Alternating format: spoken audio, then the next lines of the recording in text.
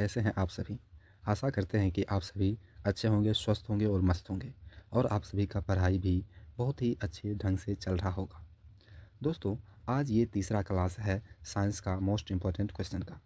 जो भी विद्यार्थी पार्ट 1 और पार्ट 2 नहीं देखे हैं, जाकर वो ज़रूर देख लें। दोस्तों, एक बार फिर से बता दें कि आपको बोर्ड एग्ज़ाम में बैठने से पहले पूरा का पूरा टेस्ट सीरीज़ और ये जो इम्पोर्टेंट क्वेश्चन दिया जा रहा है, इसको अच्छे से देख कर जाना है, समझ कर जाना है और इससे बाहर बोर्ड एग्ज़ाम में एक भी क्वेश्चन आने वाला नहीं है। तो जो भी विद्यार्थी कम समय में पढ़कर अधिक नंबर लाना चाहते हैं या जो भी विद्यार्थी कुछ नहीं पढ़े हैं या थोड़ा बहुत पढ़े हैं और उनको बेहतर अंक चाहिए, तो उनके लिए यह सीरीज़ बहुत ही महत्वपूर्ण है। तो दोस्तों, स्टार्ट करते हैं। आज क्वेश्चन नंबर 26 से स्टार्ट होगा। क्वेश्चन नंबर 26 है, पादप हार्मोन क्या है? तो आंसर है, पेड़ पौधों में समन्वय कुछ रासायनिक पदार्थों के जरिए होता है जिसे पादप हार्मोन कहते हैं। ये पौधे के विभिन्न भागों में पहुंचकर वृद्धि एवं उनके उपापचयी क्रियाओं को नियंत्रित एवं प्रभावित करते हैं। ये हार्मोन विसरण की क्रिया के द्वारा विभिन्न अंगों तक पहुंचाते हैं। पादप हार्मोन 5 प्रकार के होते हैं। पादप हार्मोन 5 प्रकार के होते हैं, बहुत इंपॉर्टेंट ऑब्जेक्टिव की दृष्टि से। ऑक्सिन जो पौधे के शीर्ष भाग में पाया जाता है, gibberellins, cytokinin, abscisic acid. Abscisic acid के कारण पौधे की पत्तियां मुरझाने लगती है और एथिलीन को फल पकाने वाला हार्मोन कहा जाता है और ये एथिलीन गैसीय अवस्था में पाया जाता है।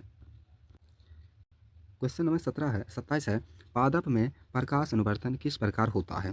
तो आंसर है, पौधे के प्रवाह तथा पत्तियां प्रकाश की दिशा में गति करते हैं। पौधों की यह गति प्रकाश अनुवर्तन कहलाती है, अर्थात पौधे के अंग जब प्रकाश की दिशा में गति करती हो तो उस गति को प्रकाश अनुवर्तन कहते हैं। प्रकाश अनुवर्तन गतियां प्रायः ऑक्सीजन हार्मोन की अधिकता एवं कमी के कारण होती है। क्वेश्चन नंबर 28 है, जनन कितने प्रकार का होता है? तो आंसर, जनन मुख्यतः 2 प्रकार के होते हैं। जनन मुख्यतः 2 प्रकार के होते हैं। पहला है अलैंगिक जनन, दूसरा है लैंगिक जनन। अलैंगिक जनन, जनन की वैसी विधि जिसमें एकल जीव भाग लेकर नए जीव का निर्माण करता है, उसे अलैंगिक जनन कहते हैं। लैंगिक जनन, जनन की वैसी प्रक्रिया जिसमें 2 विपरीत जीव आपस में भाग लेकर नए जीव का निर्माण करता है, लैंगिक जनन कहलाता है। जैसे मनुष्य हो गया, स्तनधारी जीव हो गया, इस समय लैंगिक जनन होता है। क्वेश्चन नंबर 29 है, कायिक प्रवर्धन को परिभाषित करें। तो आंसर, अलैंगिक जनन की वह विधि जिसमें जड़, तना, पत्ती के माध्यम से नया पौधा का विकास किया जाता है, कायिक जनन कहलाता है। जैसे आर्किड, गुलाब, अंगूर, आलू, प्याज, लहसुन, जलकुंभी इत्यादि कायिक प्रवर्धन के द्वारा ही जनन करता है। क्वेश्चन नंबर 30 है, पुष्पों में दल पत्रों का क्या कार्य है? तो आंसर, एक प्रारूपिक फूल में 4 विभिन्न प्रकार के पुष्प पत्र का समायोजन होता है, जिसमें से पहला है बाह्य दलपुंज। तो जब पुष्प कली की अवस्था में होती है तो बाह्य दलपुंज इनकी सुरक्षा करते हैं। दूसरा है दलपुंज, इनका मुख्य कार्य परागन के लिए कीटों को आकर्षित करना है, ये कीट को आकर्षित करती है। उमंग, यह पुष्प का नर भाग होता है जिसमें परागकण पाया जाता है या परागकण बनता है। और चौथा है जायांग, यह पुष्प का मादा भाग होता है। अंडाशय के भीतर बीजांड में मादा युग्मक का विकास होता है। क्वेश्चन नंबर 31 है, निषेचन क्या है? यह कितने चरणों में संपन्न होता है? तो आंसर देखिए, नर एवं मादा युग्मक का संलयन निषेचन कहलाता है। निषेचन का अर्थ गर्भधारण होता है। निषेचन की क्रिया 2 चरणों में संपन्न होती है। पहला है अंतःनिषेचन, दूसरा होता है बाह्य निषेचन। तो अंतःनिषेचन को देखते हैं।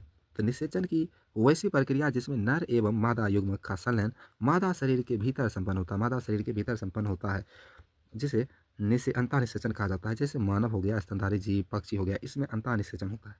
दूसरा है बाह्य निषेचन। तो निषेचन की वैसी प्रक्रिया जिसमें नर एवं मादा युग्मक का संलयन मादा शरीर के बाहर संपन्न होता है, उसे बाह्य निषेचन कहा जाता है। जैसे मेढक हो गया, मछली हो गया, मच्छर, इस सभी में निषेचन की वैसी प्रक्रिया होती है जिसमें निषेचन क्रिया शरीर के बाहर होती है। क्वेश्चन नंबर 32 है कि प्रकाश का वर्ण विक्षेपण क्या है? स्पेक्ट्रम कैसे बनता है? तो दोस्तों, आपको बता दें, जब श्वेत प्रकाश को प्रिज्म से गुजारा जाता है तो यह 7 अवयवी वर्णों में विभक्त हो जाता है। 7 अवयवी वर्णों में क्या हो जाता है? विभक्त हो जाता है। इसी को कहा जाता है प्रकाश का वर्ण विक्षेपण। श्वेत प्रकाश का 7 अवयवी वर्णों में विभक्त हो जाने की क्रिया को ही प्रकाश का वर्ण विक्षेपण कहते हैं। और जब विक्षेपित, ये जो श्वेत प्रकाश 7 रंगों में विक्षेपित हुआ है और इसके पीछे एक जब एक सफ़ेद पट्टी लगा दी जाती है, तो इस पर सफ़ेद पट्टी पर 7 रंगों की रंगीन पट्टी प्राप्त होती है, जिसे स्पेक्ट्रम कहा जाता है। क्वेश्चन नंबर 33 है, तारे क्यों टिमटिमाते हैं? तो तारों के आंसर में देखिए, तारों के प्रकाश के वायुमंडलीय अपवर्तन के कारण तारे टिमटिमाते प्रतीत होते हैं। पृथ्वी के वायुमंडल में प्रवेश करने के पश्चात पृथ्वी के पृष्ठ पर पहुंचने तक तारे का प्रकाश निरंतर अपवर्तित होता रहता है। तारे की आभासी स्थिति में भी परिवर्तन का कारण अपवर्तन है। यह अपनी वास्तविक स्थिति से विचलित होती रहती है, जिससे आंखों में प्रवेश करने वाली प्रकाश की मात्रा झिलमिलाती रहती है। इसी कारण कोई तारा कभी चमकीला तो कभी धुंधला दिखता है। यही कारण है कि तारे टिमटिमाते दिखाई देते हैं। क्वेश्चन नंबर 34 है, 1 एम्पीयर की परिभाषा दें। तो आंसर देखिए, यदि किसी चालक तार से 1 सेकंड में 1 कूलाम धारा प्रवाहित हो, उस तार की प्रबलता 1 एम्पीयर कहलाती है। 1 एम्पीयर बराबर 1 कूलाम बट्टा 1 सेकंड होता है। क्वेश्चन नंबर 35 है, विद्युत धारा क्या है? इसका समीकरण एवं मात्रक लिखें। तो किसी चालक में आवेश प्रवाह की दर को विद्युत धारा कहते हैं। इसे आई से सूचित किया जाता है तथा विद्युत धारा का मात्रक एम्पियर होता है। इसका फार्मूला आई बराबर क्यू बाई टी होता है। क्वेश्चन नंबर 36 है, उस युक्ति का नाम लिखें जो किसी चालक के सिरों पर विभवांतर बनाए रखने में सहायता करती है। आंसर, किसी चालक के सिरों पर विभवांतर बनाए रखने में सेल अपनी संचित रासायनिक ऊर्जा नियमित रूप से खर्च करता है, जिससे विद्युत धारा निश्चित रहती है और चालकों के सिरों के बीच विभवांतर बना रहता है। यह परिवर्ती प्रतिरोध द्वारा संपन्न होता है। क्वेश्चन नंबर 37 है, किसी चालक का प्रतिरोध किन किन बातों पर निर्भर करता है? तो आंसर देखिए, चालक का प्रतिरोध निम्नलिखित बातों पर निर्भर करता है। पहला, चालक तार की लंबाई पर, चालक के अनुप्रस्थ क्षेत्रफल पर, चालक की प्रवृत्ति पर, चालक के तापमान पर।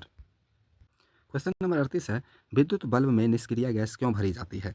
तो विद्युत बल्ब कांच का बना होता है। इसके अंदर टंगस्टन तार का तंतु अर्थात फिलामेंट होता है। बल्ब के अंदर की हवा निकालकर उसमें निष्क्रिय गैस भर दी जाती है, क्योंकि यदि हवा की उपस्थिति में ही फिलामेंट से धारा प्रवाहित कराई जाए तो गर्म होने पर यह ऑक्सीकृत होकर भंगुर हो जाएगा तथा चूर चूर हो जाएगा। निष्क्रिय गैस होने से टंगस्टन के फिलामेंट वाष्पित नहीं होते एवं निरंतर बल्ब से प्रकाश प्राप्त होते रहता है।